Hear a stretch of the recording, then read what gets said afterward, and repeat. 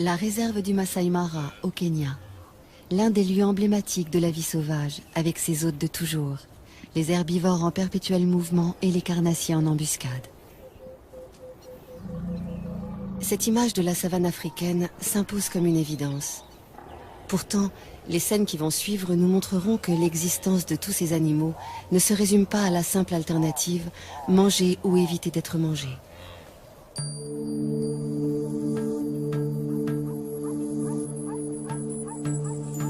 Le jour se lève sur le Masai Mara, une savane arbustive qui s'étend sur 1500 km², près de la frontière de la Tanzanie.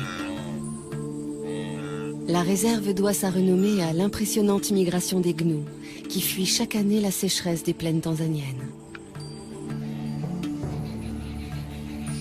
Au devant de la scène, une troupe de lions conduite par ce couple. Tout autour, les voisins qu'ils côtoient le plus fréquemment, zèbres, gnous, éléphants, impala, girafes.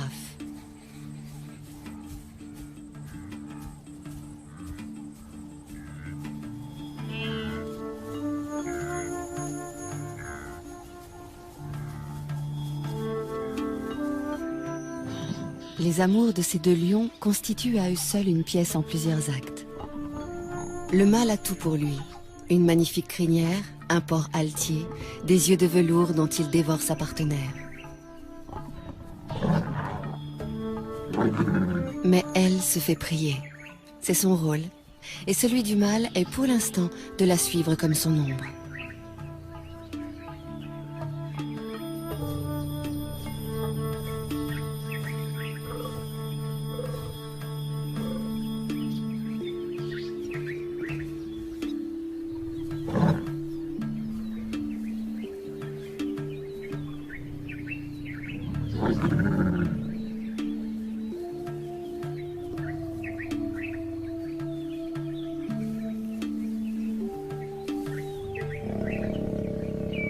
Les chaleurs de la lionne durent 4 à 6 jours, avec au moins 24 heures de prémices.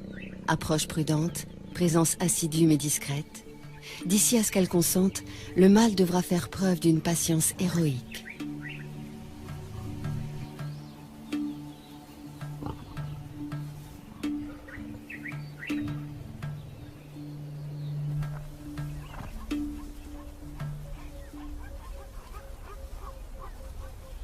Pourquoi tant d'herbivores dans le Masai Mara? Parce que nous sommes en février, période où cette savane offre une herbe fraîche, riche en protéines. De jeunes pousses surgit 2 à 3 semaines après les pluies. Pour s'en repaître, les gnous sont prêts à parcourir 700 km depuis les plaines du Serengeti au sud.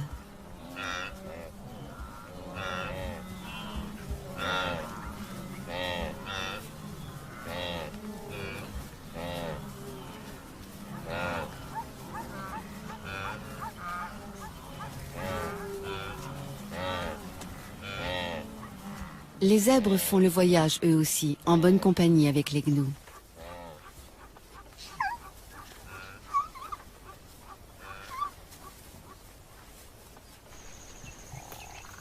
Comme il se doit, les lions prennent leur tribu sur ces troupeaux, ou plutôt les lionnes, puisque ce sont elles qui chassent.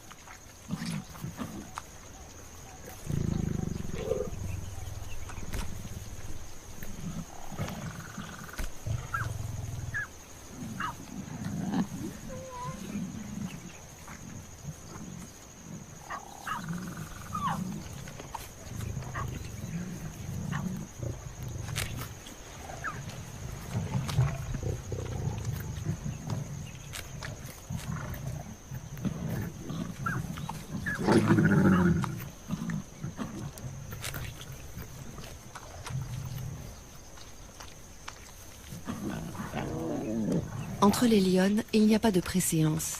Chacune dévore autant qu'elle peut.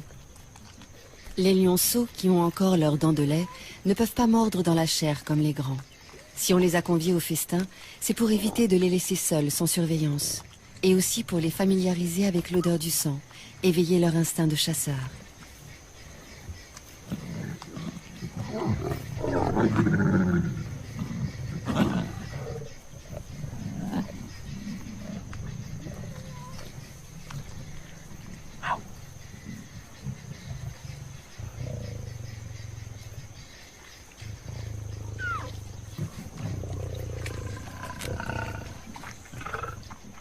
Celle-ci est la plus experte de la troupe. C'est elle qui dirige les opérations lors des chasses collectives. Une fois rassasiée, elle surveille les alentours. Une aussi belle prise pourrait attirer une troupe rivale. Et alors, gare aux petits.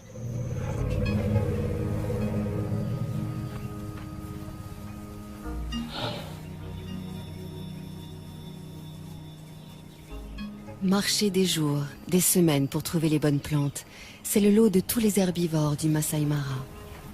Les éléphants choisissent de se déplacer au petit matin pour éviter les grosses chaleurs. Quel ennui, ces longues traversées pour des adolescents toujours prêts à jouer.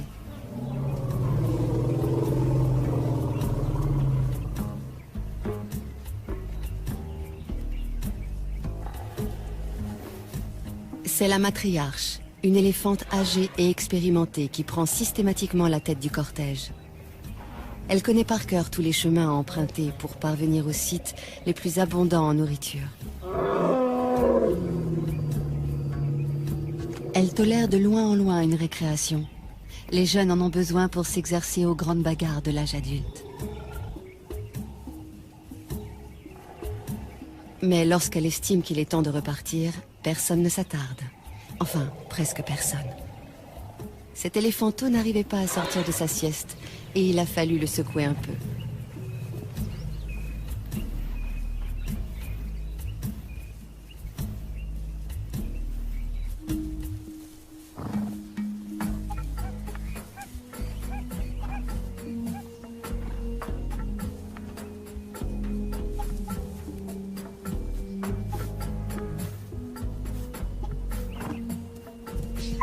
Un étalon pour plusieurs juments qui lui restent fidèles toute leur vie. Les petits harems que forment les zèbres de Burchell vivent plutôt harmonieusement, avec juste les querelles d'usage. Du moins, tant que ces différentes familles peuvent s'isoler les unes des autres. Mais à l'époque des migrations, surtout si elles coïncident avec celle des amours, la promiscuité génère de violentes rivalités entre les adultes.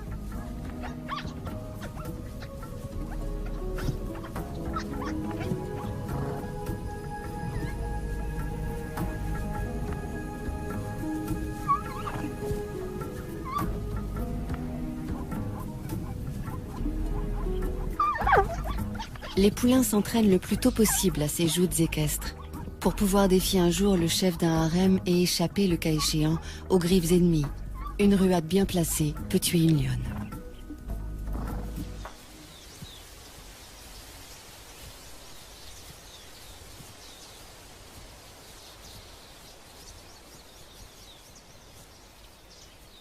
Quand on a la tête perchée à plus de 5 mètres du sol, on repère facilement les dangereux carnivores. C'est l'un des avantages de cette morphologie insolite. L'autre étant de pouvoir atteindre les sommets des arbres inaccessibles aux herbivores lambda.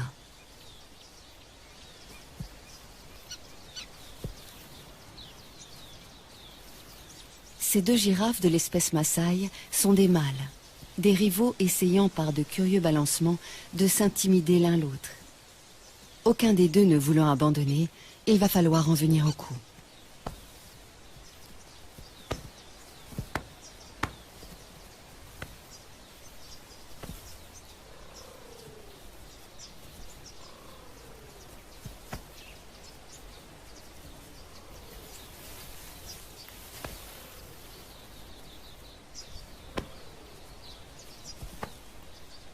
Dire qu'avec ces mêmes gestes, en plus lents et plus doux, un couple de girafes peut se faire la cour.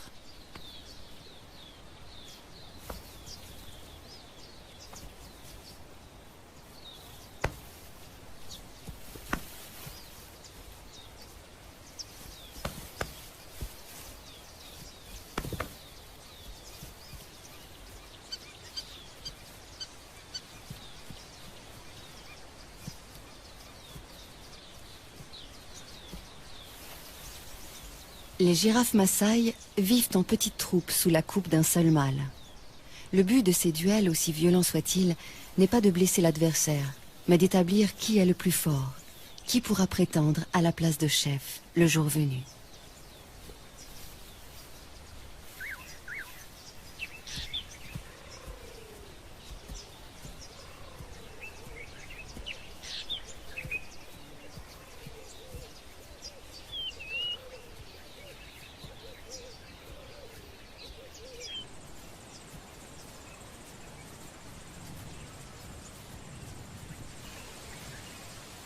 À longueur de journée, les troupes qui comptent parfois jusqu'à 30 ou 40 femelles et jeunes se déplacent pour chercher de la nourriture.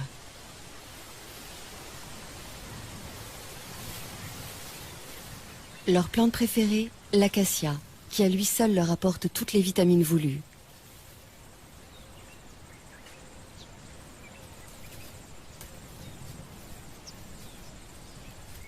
L'acacia est hérissée d'épines, mais peu importe. Les girafes ont la bouche totalement insensible et la langue assez souple pour détacher les feuilles sans s'égratigner.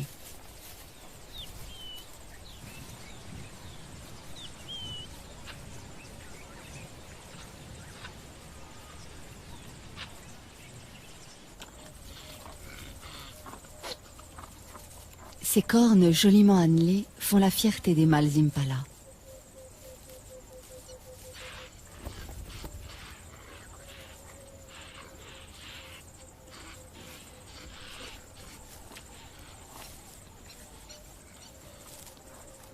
Elles peuvent mesurer jusqu'à 80 cm et ont un pouvoir de séduction qui ne laisse aucune femelle indifférente.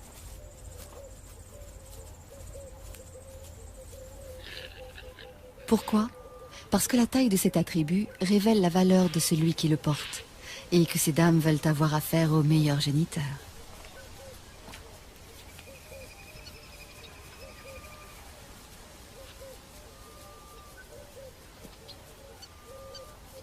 À la saison des amours, le mâle dominant s'approprie un vaste territoire. Les femelles qui traversent son fief sont à lui et il repousse quiconque essaie de les approcher. Une tâche exténuante, surtout que ces harems de 100 femelles ou plus attirent de nombreux prétendants fortement motivés.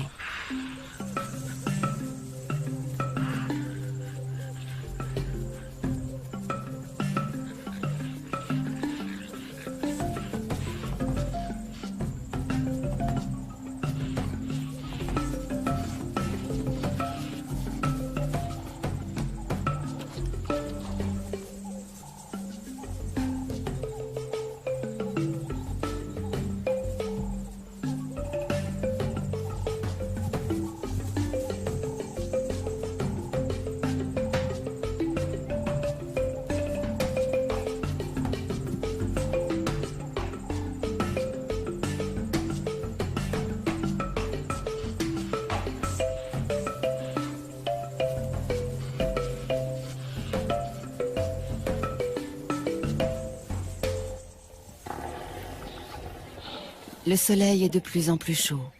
La matriarche a su conduire sa troupe près d'une zone ombragée où poussent les meilleures graminées de la saison. Ces moments de convivialité incitent à échanger. Les éléphants ont une façon très touchante de se saluer ou de se déclarer leur affection mutuelle.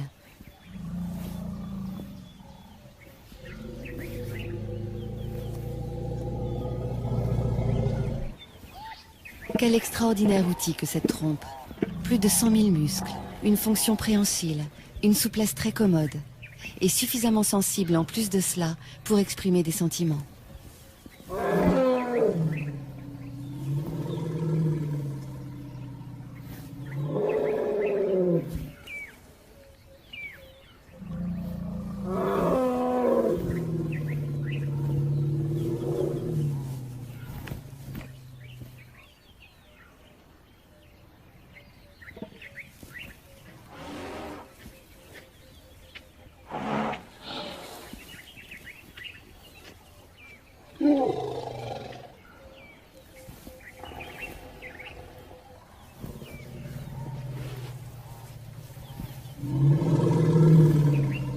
Lors de ces pauses, les éléphanteaux restent constamment sous bonne garde. Ceux qui ne sont pas encore en âge de brouter en profitent pour s'offrir une petite tétée. Ils y ont droit jusqu'à 3 ou 4 ans. L'autonomie commence bien plus tôt pour les petits impalas. Ils ne sont allaités que pendant 5 mois, après quoi ils doivent brouter comme les adultes et surtout être capables de suivre le mouvement du troupeau. Par contre, pour avoir un territoire à eux, les jeunes patienteront jusqu'à l'âge de 4 ans. Ce temps d'attente se passe au sein de la harde.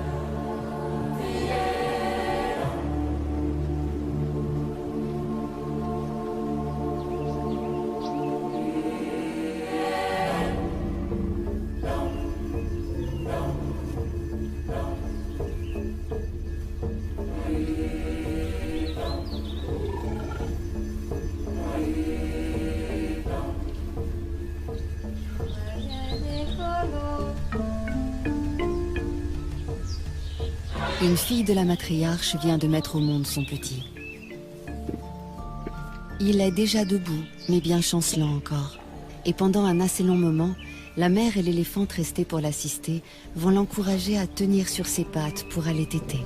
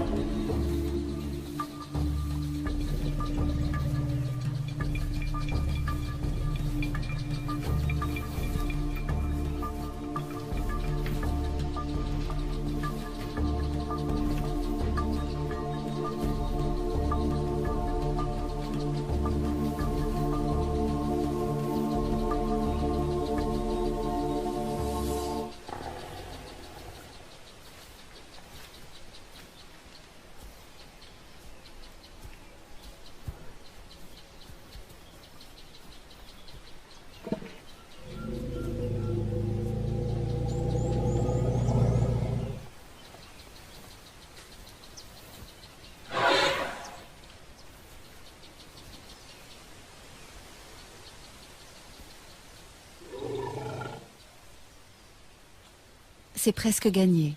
Qu'il tète goulûment et il aura trouvé la force de vivre. Il grandira entouré de sa mère et de ses auxiliaires d'éducation. Tante, marraine, grande sœur. La doyenne de la troupe se charge instinctivement d'entretenir et de transmettre la mémoire collective de la famille. Elle sait où trouver les meilleures étendues d'herbe, aussi bien que les points d'eau. Et à la mi-journée, rien à faire. Il faut boire.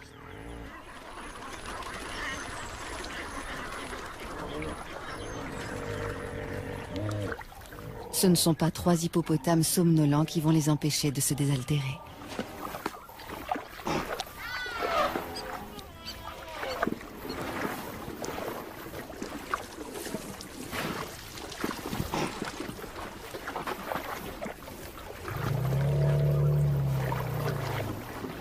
« 60 litres d'eau par jour, c'est le minimum pour assouvir sa soif. Et dans l'eau de marigot comme celui-ci, il y a également des sels minéraux que les éléphants ne trouvent nulle part ailleurs.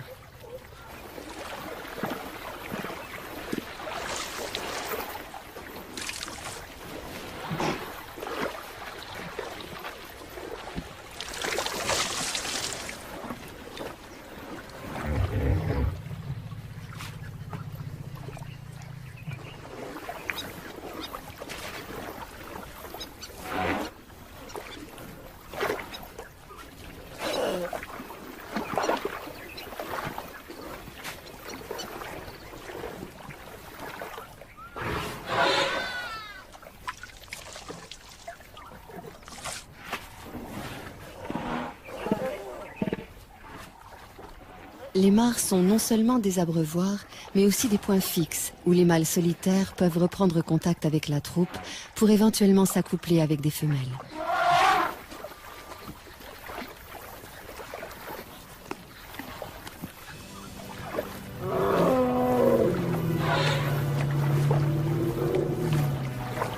Cette mare ne leur a servi qu'à se désaltérer. Avec toutes ces lentilles, elle ne se prête pas tellement au bain.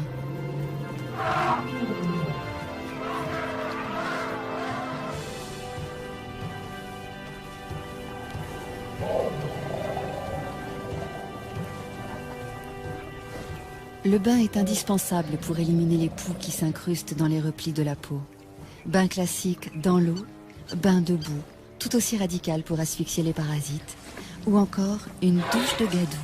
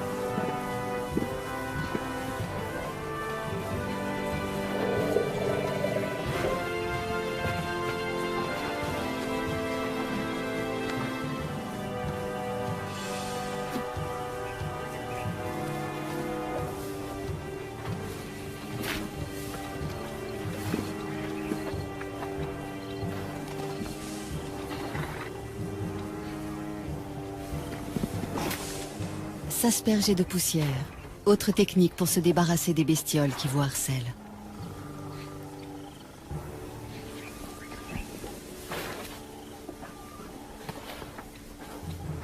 Pour les soins d'hygiène, les buffles s'en remettent à un nettoyeur professionnel, le pique-bœuf, ravi de trouver de la nourriture à si bon compte.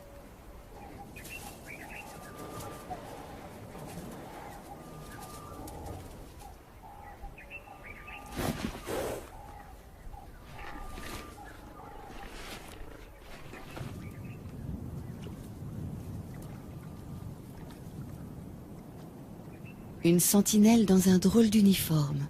Le jabiru du Sénégal, cousin des cigognes.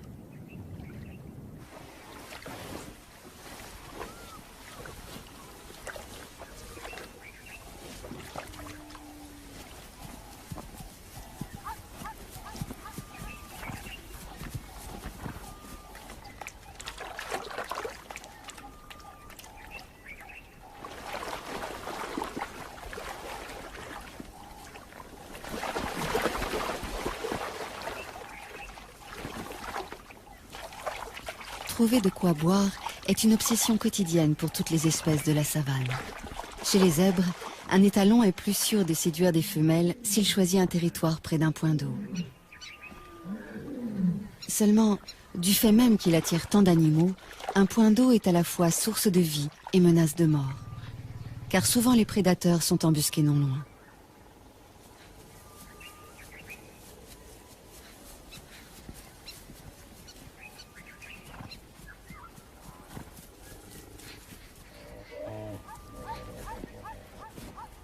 Se rassembler, faire bloc, c'est la meilleure des défenses. Surtout ne jamais s'isoler du troupeau, les chasseurs n'attendent que cela.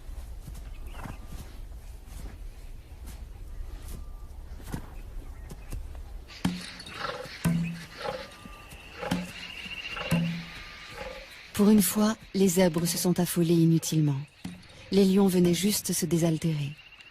La proie qui s'agite tout près, c'est le hasard qui vient de la mettre à leur merci.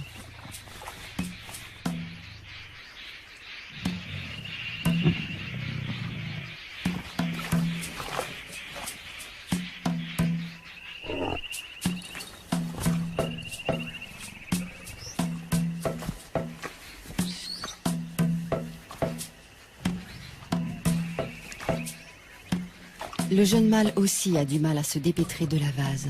Mais hélas, moins que le zèbre lourdement handicapé par son poids.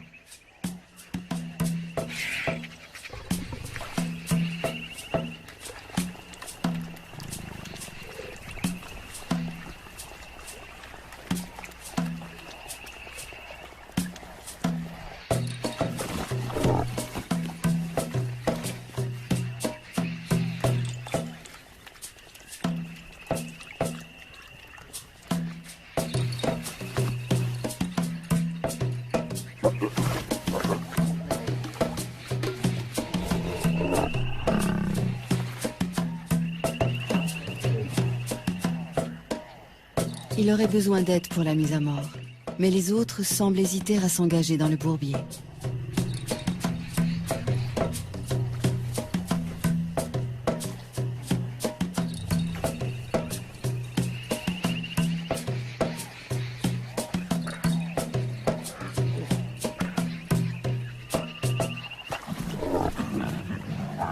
Certains préfèrent chahuter pour l'instant. Il ne leur reste plus beaucoup de temps pour ces jeux insouciants. À 3 ans, ils seront expulsés de la troupe, priés de se débrouiller seuls et de trouver ailleurs un groupe de femelles à séduire.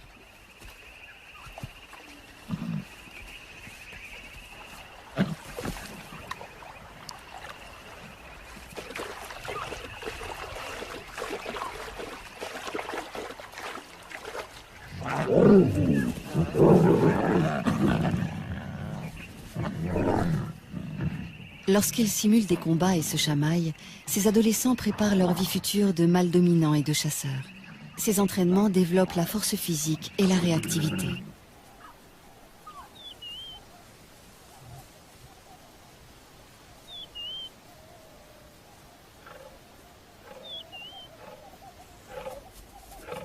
Quand la troupe est occupée ailleurs, Une lionne se charge de garder les lionceaux. C'est une des règles de leur système communautaire. Ne jamais laisser un petit seul.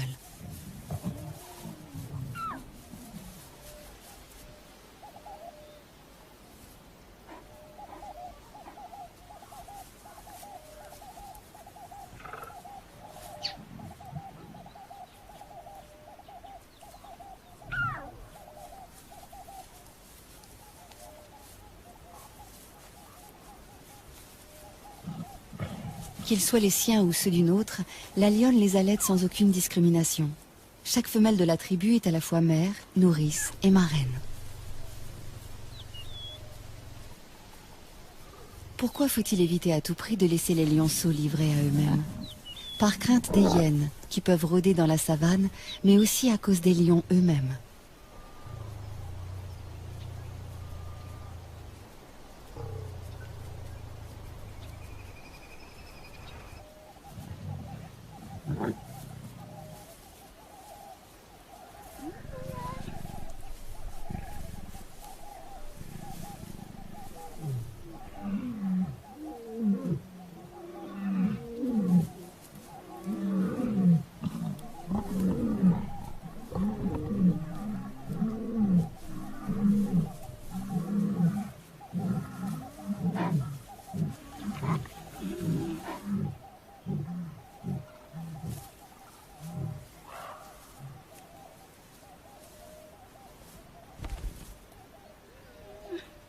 La babysitter est sur ses gardes.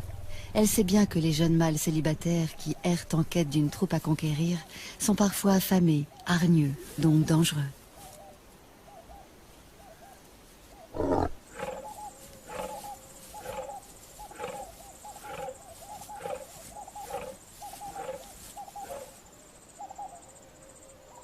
Même lorsqu'il a déjà une ou plusieurs partenaires attitrés, les choses ne sont pas faciles pour un mâle. Le nôtre en est toujours aux manœuvres d'approche. Toutefois, il a bien avancé et peut espérer arriver à ses fins d'un moment à l'autre.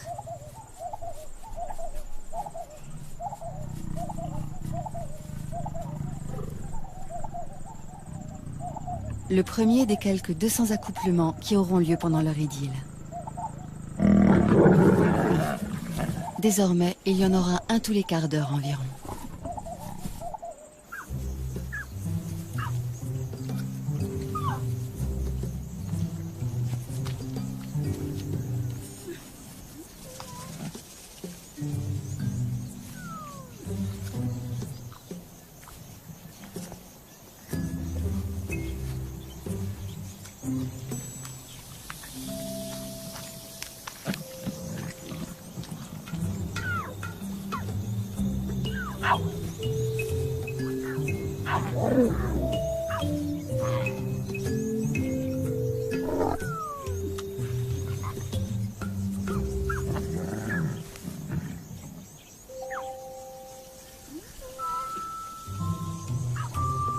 Autour d'une proie, les lionnes n'ont pas la même patience que pendant les longues siestes, les heures où il fait trop chaud pour remuer la moindre oreille.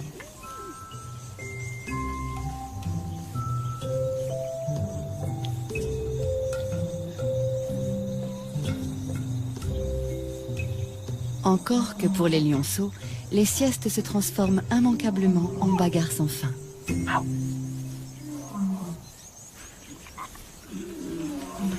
À cet âge déjà, jouer n'est pas seulement s'amuser. Avec les galipettes, les culbutes, les courses-poursuites, les lionceaux apprennent à ajuster leur comportement, à contrôler leurs gestes. C'est ainsi qu'ils établissent leur rapport hiérarchique et leur code.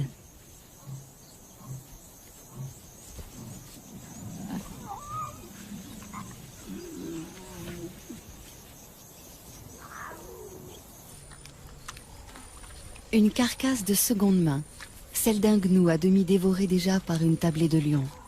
Les éboueurs de la savane ont pris leur place. Une fois abandonnée, une charogne est à tout le monde. Les chacals n'ont pas plus de droit sur elle que n'en ont les marabouts.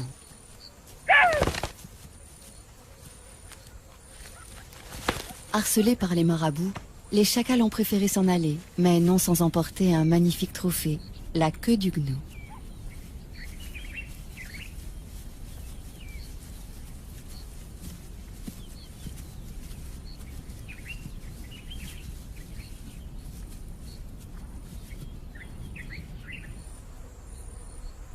L'un d'eux a eu finalement des regrets. Pourquoi avoir délaissé une si belle proie? La mémoire ne tarde pas à lui revenir.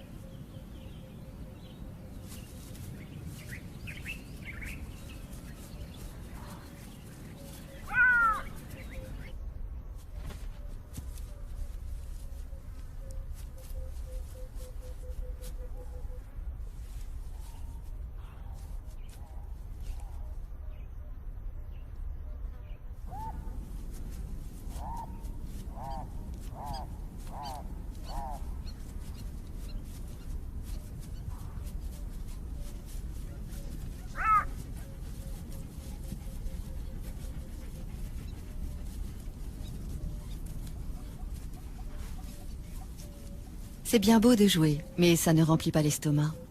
Et si l'on ne trouve pas de charogne, que reste-t-il? La chasse.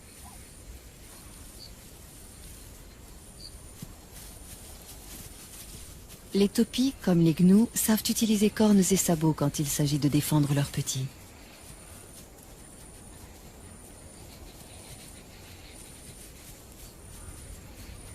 S'attaquer seul à 2 fois plus grand que soi, est-ce bien sérieux?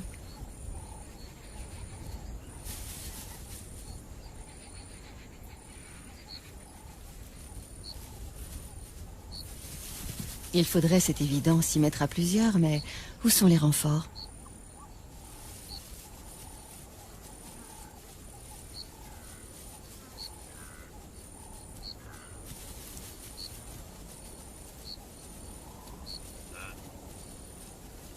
Les voici, mais trop tard. Tous les troupeaux sont en alerte.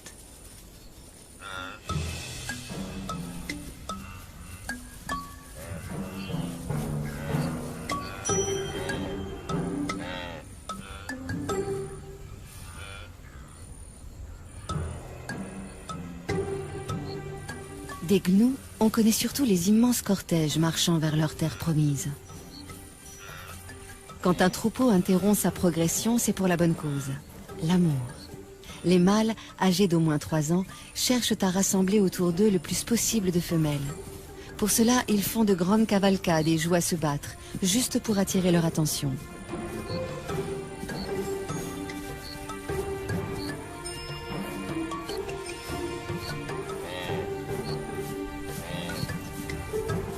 La frénésie et la nervosité des gnous les poussent parfois à des comportements étranges, comme dans la scène qui va suivre. Un bébé de quelques heures à peine, rudoyé par plusieurs adultes.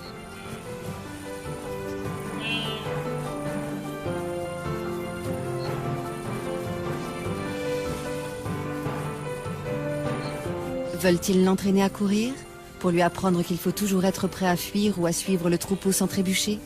Ce n'est là qu'une hypothèse.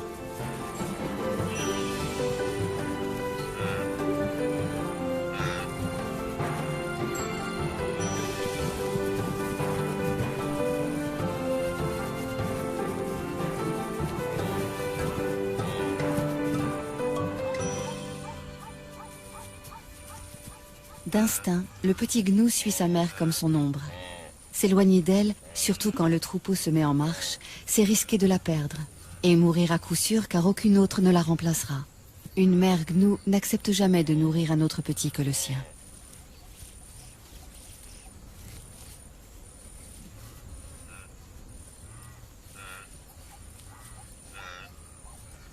Parce qu'il doit se lancer sans délai dans cette vie itinérante, le bébé gnou est le plus précoce de tous les herbivores. Il est debout et en état de marcher 10 minutes après sa naissance. Ensuite, il n'a plus qu'à suivre le grand mouvement collectif qui lui fera parcourir, s'il résiste à tous les aléas, des dizaines de milliers de kilomètres par an.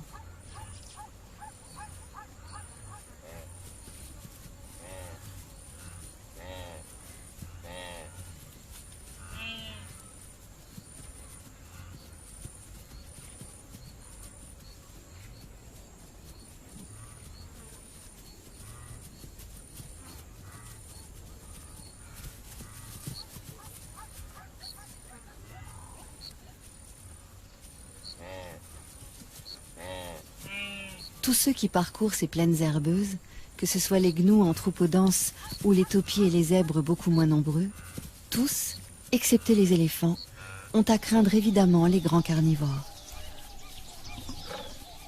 Notre tribu vient régulièrement puiser dans ce réservoir de proies, visant toujours les plus vulnérables, les bébés, les vieux, les infirmes.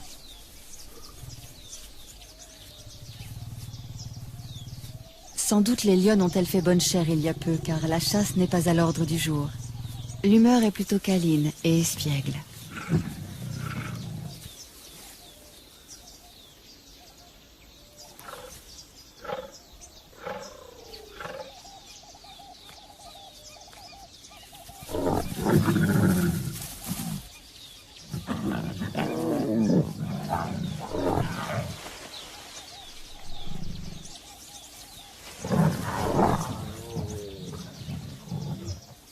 Les jeunes viennent de trouver un jeu très amusant qui nous rappelle quelque chose.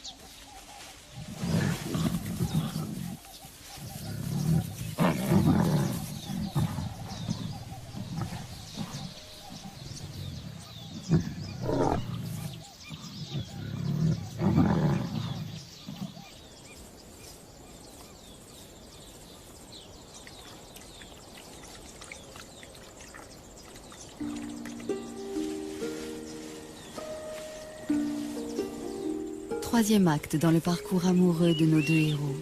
Roméo vient réclamer ou proposer une énième copulation.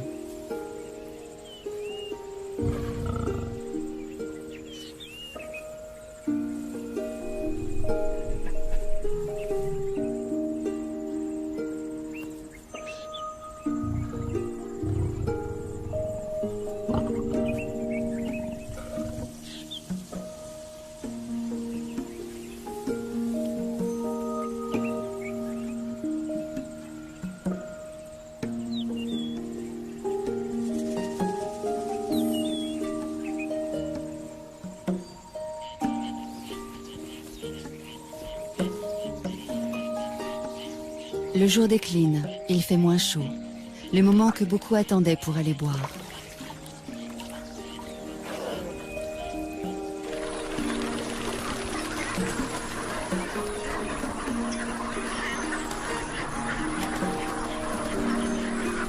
Autour de la mare des lions, tout semble palpiter au ralenti, comme si la fatigue de la journée se faisait sentir chez toutes les espèces. De ce côté, c'est même le repos complet. Certains, on les comprend, ont cédé à l'épuisement.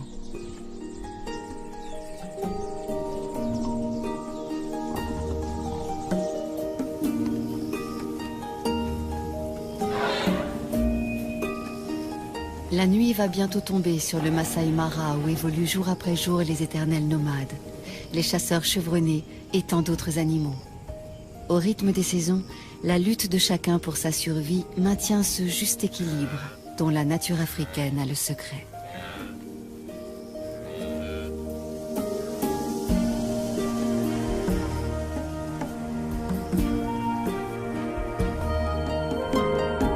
Demain, nous gambaderons dans la nature australienne à la rencontre d'un animal bondissant, le kangourou.